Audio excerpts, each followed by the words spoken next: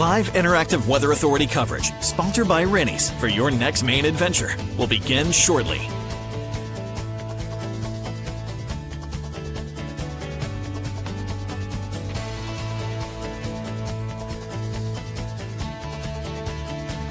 Rennie's, a Maine adventure. Your live interactive Weather Authority coverage, sponsored by Rennie's, starts right now. All righty. Good evening, everyone. Hope everybody is enjoying their Thursday. What a great week of weather we've had, right? We could use some rainfall, and we're in drought conditions, of course. The new update from Drought Monitor came out today, and we are continuing to see low rainfall amounts here in northern New England. So hopefully we get some rainfall sometime soon. There's no real organized heavy extended periods of rain in the forecast, but by Saturday afternoon and evening, that line of thunderstorms, that's the one we need to keep an eye on. That one could produce some strong to severe thunderstorms, and it probably will bring at least some beneficial rainfall. So you hope for some downpours, but nobody wants the severe weather. We'll keep an eye on that. Again, that will be Saturday. So let's take it one step at a time and showcase what we have for a sunset this evening. That one was our Raymond Skycam. Two things worthy of note. One, the sun is setting just after 7 p.m. now. This time next week, we'll have pre-7 p.m. sunsets. The other item worthy of note here, we have some clouds in the increase to our west. So you see those clouds right up in there. Those clouds will be moving in overnight, and we have a little bit of shower activity. Not much, but a little bit. That moves in during the pre-dawn hours on your Friday. All right, lows tonight, they're not too cool. We should be in the 50s and low 60s. Pretty quiet night out there. Tomorrow we'll have humidity levels on the increase a little bit. Air temps are back in the mid to upper 70s. Best chance for getting to around 80 degrees will be over the interior with a southerly component to the wind. I think we'll have a hard time getting above 70 degrees across mid-coast Maine from Harpswell over to Rockland, Port Clyde area. Yeah, temperatures there will be a little bit cooler. And yes, we do have a little bit of wet weather. There's not much happening right now. Off to our west, though, there's some strong to severe thunderstorms along this line. At least there have been during the course of the day today. That is one of two fronts that will be moving through our region in the coming days. This one moves through with very little fanfare tomorrow. The stronger one will be late on Saturday. So Saturday afternoon and evening, more so evening, I think we'll be tracking some strong to severe storms. Best chance for getting a shower tomorrow is very early in the day. Notice that time stamp. That's about 6 o'clock in the morning. So early in the day, right around sunrise, there's a chance for a shower. Then if you sleep late, you probably miss out on them entirely. The trend will be for brighter skies. Skies go partly to mostly sunny during the course of the midday and afternoon. Temperatures will get a boost back into the 70s, and the humidity will start to be on the increase as well. Saturday is one of those days where we're dry during the morning and early afternoon. Outdoor plans on Saturday, again, morning and early afternoon, we're in pretty good shape. Look for temps probably low 80s inland, upper 70s with a stiff south wind at the coast. So it's not going to be an ideal beach day simply because the wind is going to be gusty coming in off the ocean. But you could do it. We're probably going to be in the upper 70s at the beaches. Low 80s will do it inland, and the humidity levels will be pretty high, about as high as it ever gets for the month of September. Biggest weather story in over the weekend and for probably the entire 7-day forecast is that front. That front will bring with it some showers and thunderstorms. They first arrive in the mountains during the afternoon, and it's late afternoon, evening. They'll be moving through coastal zones. And it looks like some of these will probably become strong to severe, assuming that we get some sunshine during the day, which I think we will. That will fuel some of these storms. Damaging wind is the primary threat. Even isolated tornado can't be ruled out in this sort of setup, but it's very, very low probability. I think damaging wind is the primary threat with that sort of setup there. This front is going to be very slow to make its way off to the east. In fact, one of the things that we need to keep an eye on is if it actually becomes stationary for a little while. If that happens, we'll probably see a little bit of wet weather early in the day on Sunday. So that's 5 o'clock in the morning. You might get a little bit of rain, central Maine, down east Maine, coastal southern Maine. The mountains probably will already start to see some sun develop during the course of the early morning hours. But the trend on Sunday will be for clouds and showers to move out, and eventually some sun tries to poke out during the course of the midday and afternoon. So we should get into some clearing for our Sunday. Sunday will be cooler, though. We're going to go from low 80s on Saturday to probably around 70 degrees for a high temperature on Sunday. Let's get a little bit closer on the old storm tracker here. Here comes some of those showers for tomorrow morning. Again, if you sleep late, you'll probably miss out on these. Here are some of those showers rolling through around 5:30, 6 o'clock in the morning.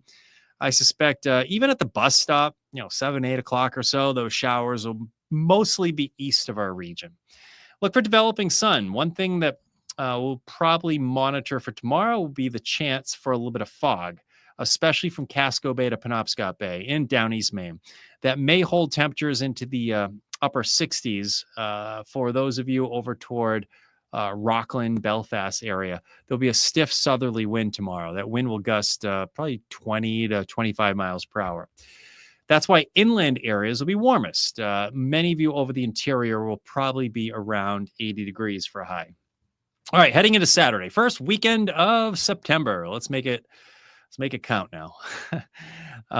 Well, you think September, you think maybe apples or something. It'll have a summer feel on Saturday. There's no question about that. Saturday is going to be very humid. Air temps will be in the low 80s inland. We're probably going to be in the upper 70s at the beaches. There'll be a pretty gusty southerly component to the wind. So coastal zones will probably get some gusts around 20 to 30 miles per hour. And we're already introducing that line of showers and storms at 1:30 in the afternoon up into western northern parts of New Hampshire and into the western mountains of Maine. This line is probably going to be pretty rugged as it gets through southern and central Maine, but it comes through late afternoon and heading into the evening hours. Damaging wind is the primary threat. Isolated tornado can't be ruled out in this sort of setup. I think it's a very low probability, but some machine learning is suggesting, we have a 2% chance of getting an isolated tornado 25 miles out from any given point. So we'll have to see, how this line sets up for Saturday. But I think our best chance for getting some actually decent rainfall in this entire 7-day forecast is late Saturday into Saturday evening. That front makes its way into our region for Saturday night and is slow to move offshore on Sunday. So Sunday morning, you may start the day with a little bit of wet weather, especially near the coast. If you start with a little bit of rain, 6, 7, 8 o'clock in the morning, the trend will be for brighter skies. You might have to wait a little while, but by midday, I think the sun's trying to poke out. Look at what happened to the temperatures. We're struggling to get above 70 degrees. And the dew points are falling. So it's not as humid either. It's actually back to September. Actually, you might be able to get that apple picking day in on Sunday. So it'll feel more like September rather than Saturday, of course. Saturday is going to feel like July or August. But the Patriots play at 1. I think they play at 1 o'clock. So keep that in mind if you're doing fall activities. I always say September is the apples should be celebrated in September, and we'll have to wait until October for pumpkins. I think the pumpkin spice stuff comes out too early. Just an opinion. I know a lot of folks disagree with that.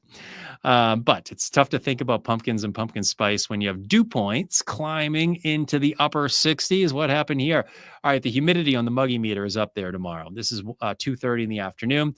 We're getting into some sun during the afternoon. And we're back at oppressive category here for some humidity on Saturday. So just what you don't want to see heading into deeper into September is high humidity. It's kind of rare that we get humidity this high for early September.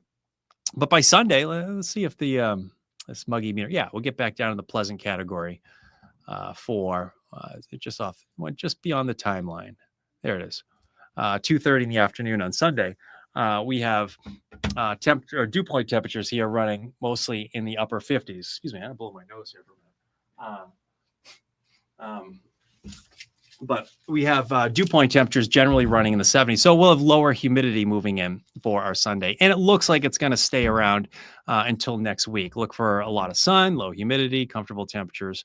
In fact, low 40s are expected for overnight lows next week. All right, there's your 7-day forecast. We have a little bit of wet weather very early in the day tomorrow. Look for developing sun during the course of the afternoon.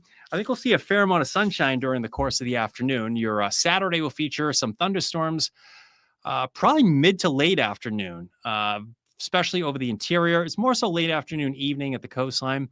Our next weather warn day is Saturday for the potential for some strong to severe storms.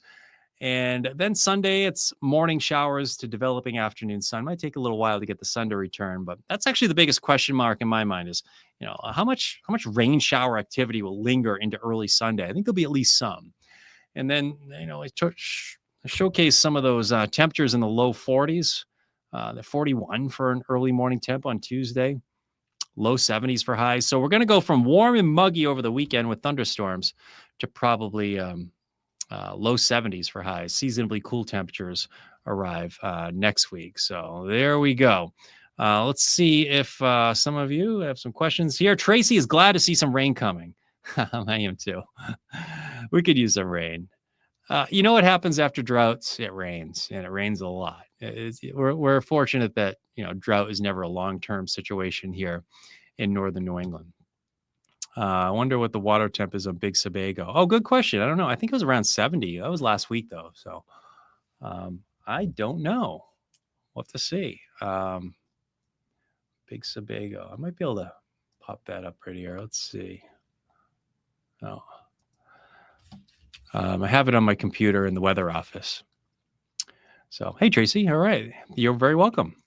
Severe weather chances for Farmington area on Saturday. Yeah. Hey, Connor. I think there's a decent chance. I think really anywhere in our viewing area has a pretty good shot at getting some thunderstorms on Saturday. So let's take a look at the timeline. It's probably, hold on a sec. Here we go. So there you go. That's 4 o'clock in the afternoon. And this is just an estimate, but there it is. Late afternoon. I think just about everyone has a pretty good shot at getting some strong or severe thunderstorms on Saturday. So late afternoon, evening. Travis has to do things outside on Saturday. So the morning should be fine. Yeah. Well, I guess it depends where you are, Travis. Southern and central Maine, morning should be okay. Absolutely. So do your things outside in the morning.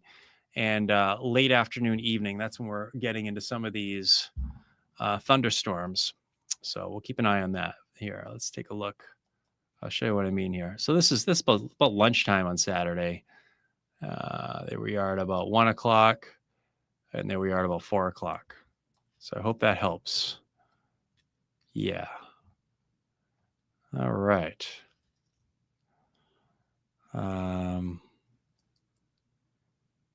There's a concert in Sydney.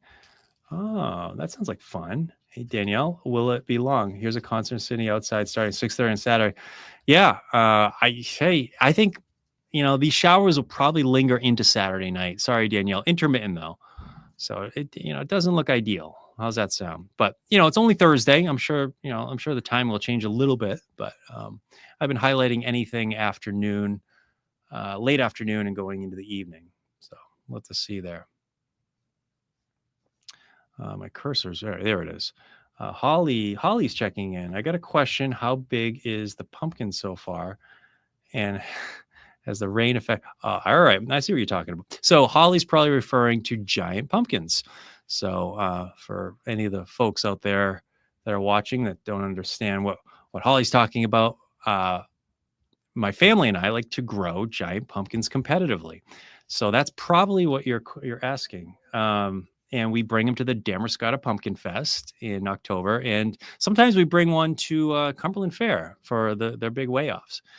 But to answer your question, how big is the pumpkin so far? There are no pumpkins in my pumpkin patch this year. Yeah, we took the year off. So yeah, might be retired. So no giant pumpkins this year. Has the rain affected the growth of the pumpkins? All right, so I can answer that. I know typically when we grow giant pumpkins, I usually like drought seasons for growing. That sounds counterintuitive, right? You need the water for the plants to grow. But as long as you don't mind irrigating, I irrigate from a deep well that hasn't run dry. And if it didn't run dry in 2018, didn't run dry in the last drought conditions, I think we're in pretty good shape. But yeah, I think most pumpkin growers would probably agree that they like to control the amount of water that they can put down in the plants. So they're still going to water and irrigate, but they like to control the amounts. Like one of the problems we had last year was August 6th. I woke up to flood warnings in my backyard, and we got 3 inches of rain one day and 2 inches of rain another day. It was over 5 inches of rain in a week. And the plants didn't like that. So, yeah. So if you can control the amount of rain, that's a good thing. The amount of, that'd be nice if you could do that. The amount of water you put down through irrigation. So, all right. Bummer, hopefully not be severe. At the Bowl of Pines. All right. Maureen Morris. All right. Well, have fun. I hope the concert goes off without a hitch. But yeah, I can kind of walk you through that a little bit more here. So 6:30 in Sydney. I don't know. That's just an estimate. So that's 7 o'clock. So Sydney up there in central Maine, it's probably, I don't know, there'll be intermittent showers. Once the main line goes through, there'll probably be at least some shower activity during the overnight. So you'll probably get it. It's just, intermittent showers. If we're covered, we might be in good shape. If you're in a covered area. So hopefully that works out for you. All right, we'll leave it at that tonight. Let's hope for a little bit of rain. We're going to get some over the weekend, folks. And tomorrow, any early morning showers move out. I think we're in pretty good shape by afternoon. It's back to summer with high humidity. So hope everybody enjoyed the dry stretch. Next week looks pretty good. All right, take care, everybody. Have a nice night.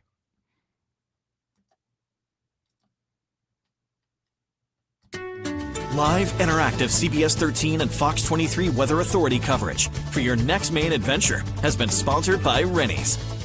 Rennie's, a Maine adventure.